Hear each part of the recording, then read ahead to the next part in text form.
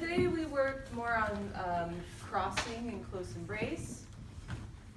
Our new step being, we'll show an open embrace now, our new step being rock and cross, rock and cross, rock and cross, rock and cross, and then we just exited with a nice resolution, so we don't have to do it forever. So, the, sorry? And the cross. Yes, we also did that combined with last week's material, starting with 3 of the rock and cross, and then from here, 1, 2, cross. Ending with that Salita Basca with the leader's back cross. The big kind of thing we talked about in leading this cross is using a little bit of the homolateral twist on the rock step. And this helps prepare her to cross behind and prepares me to cross in front. So same here, a little bit of that homolateral twist helps tell her that the cross is coming. If I do it here, it'll probably feel more awkward and she's more likely to step forward instead of behind herself. Let's see, things we talked about, making sure we have space at the feet. So when we're in close embrace, we don't want to start with our feet right up, sandwiched together, or we won't have space to make these crosses and we'll end up kicking each other a lot. So we make sure we have a few inches of space and then we meet each other. And we try to keep that space as we move. Then we have just enough space to make these crosses happen.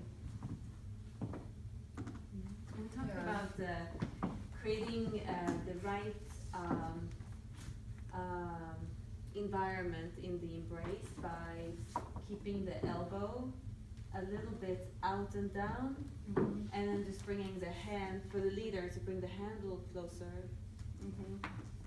Yeah, so that I'm not kind of creating this tense small space for her, but I want her to feel that she's has plenty of space to wrap around me, and that'll just give her a lot more freedom of movement. If I crunch this side of her body, I'll kind of be pushing that side of her away from me, and will make it hard for her to feel free and to fit her movement in to the space.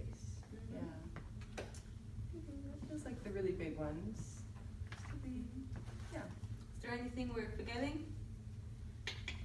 The other thing, yeah, we talked about making sure that our back crosses really move forward and that our forward crosses move back. And that we don't go for that forward cross, but then also move forward. So we get deep, what we call deep crosses, where the back foot, if anything, is a little in front of the forward foot and not the other way around. Yeah, they're continuing the movement that you're starting versus reversing. Yeah.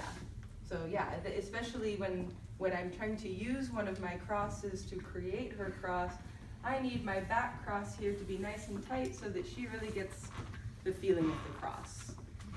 And same in those rock and cross, I really need to move myself back onto my forward cross so that I don't just make the movement underneath myself. And we were talking also about the close side of the embrace to make sure that this arm doesn't fall behind the leader, so that we stay in front of each other and that we don't fall into the armpit. The black hole. Black hole. Yeah, because she's always going to, where my arm is going to tell her where to be. So when we're dancing, I can really tell her where to be with that arm, that she's going to stay in the same place in relation to it. So as long as I keep it in front of me, she'll stay in front of me. But if I start to move it to the side of me, she'll be stuck there. And she'll stay there as long as I keep holding her there.